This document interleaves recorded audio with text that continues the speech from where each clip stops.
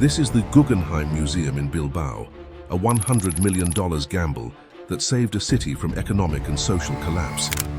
In 2023 alone, it generated over $700 million and maintained over 13,000 jobs.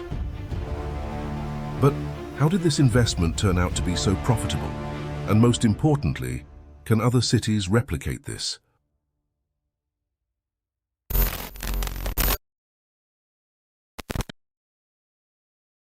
Bilbao's story is one of remarkable transformation, but to truly appreciate its renaissance, we must first understand its past. Nestled in the heart of Spain's Basque country, Bilbao has long been a city of industry and innovation. For centuries it served as a crucial port, connecting the rich iron ore deposits of the region with the rest of Europe. By the 19th century, Bilbao had become a powerhouse of heavy industry.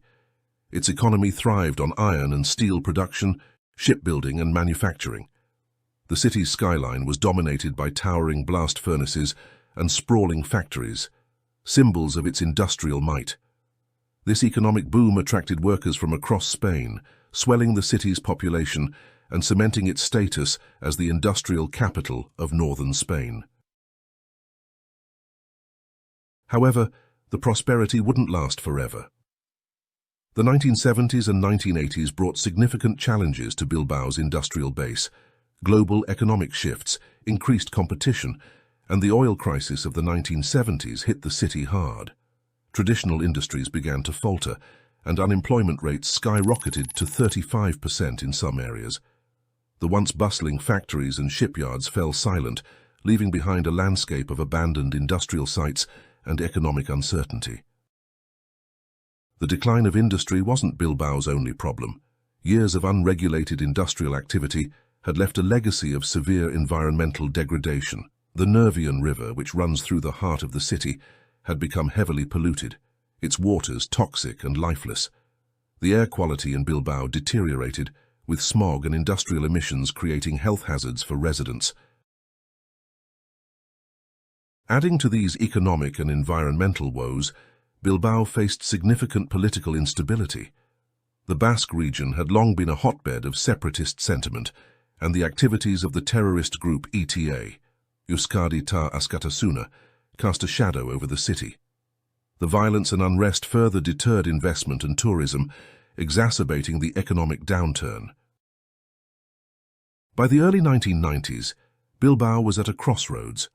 The city that had once been the industrial pride of Spain was now struggling with high unemployment, environmental degradation, and a tarnished international reputation. It was clear that a radical new approach was needed to revitalize the city and secure its future. It was in this context that the Basque government, in collaboration with local authorities, conceived an audacious plan. They envisioned a complete urban regeneration project with a world-class museum as its centerpiece. The idea was to transform Bilbao from an industrial center into a hub of culture and tourism.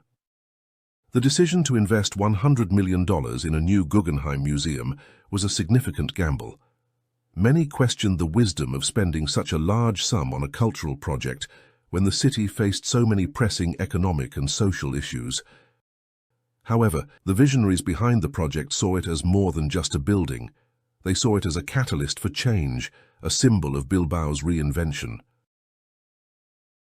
The choice of Frank Gehry as the architect for the museum was crucial to this vision. Gehry's style is widely inspired by movement and curving facades, as shown in the Walt Disney Concert Hall in Los Angeles, his most famous project. Gehry's innovative design was inspired by this movement.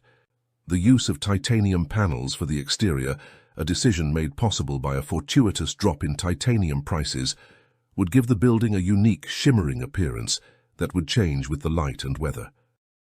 Construction of the Guggenheim Museum Bilbao began in October 1993 and was completed in an astonishingly brief period of just 4 years.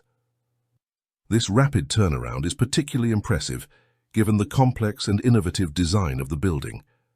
The speed of construction was made possible by cutting-edge computer technology and advanced project management techniques. Gehry's team utilized CATIA, computer-aided three-dimensional interactive application, a software originally developed for the aerospace industry. This tool allowed for precise 3D modeling of the building's complex geometries, ensuring that each unique component could be fabricated and assembled with unprecedented accuracy.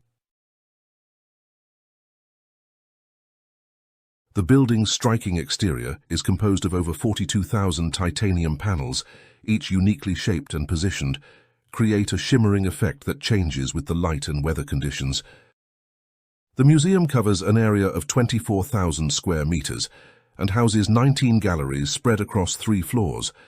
This vast space allows for the display of monumental artworks and installations that would be impossible to showcase in traditional museum settings.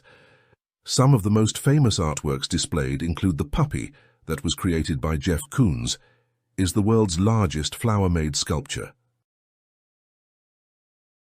The Guggenheim Museum's impact on Bilbao's economy was immediate and profound. In its first 3 years alone, the museum attracted nearly 4 million visitors and generated around €500 million in economic activity. And this economic impact has only grown over time. By 2017, the museum was estimated to contribute approximately €400 million annually to the local economy. This transformative power of architecture and cultural investment reshaped Bilbao's image on a global scale.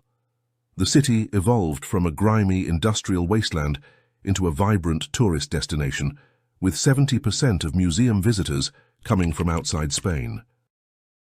This influx of tourists and capital breathed new life into the struggling city, creating a phenomenon now known as the Bilbao Effect. This miraculous change has prompted numerous cities to attempt to replicate this model. However, many of these efforts have fallen short of expectations. Cities like Sheffield in the UK, with its National Centre for Popular Music, and Ordos in Inner Mongolia, with its Ordos Museum, have struggled to achieve the same level of success as Bilbao.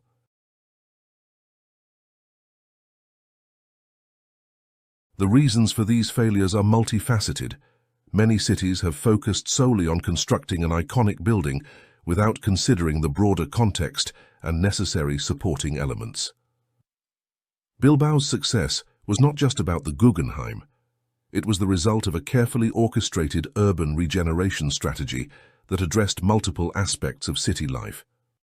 However, other cities have managed to replicate this transformation through architectural landmarks, such as the already mentioned Walt Disney Concert Hall in Los Angeles or the Sharp in London, which has attracted new business and investment in the surrounding area.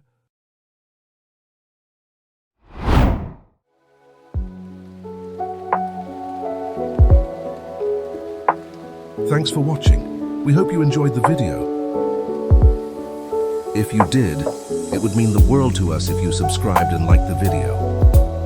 You can also check our channel for more videos like this.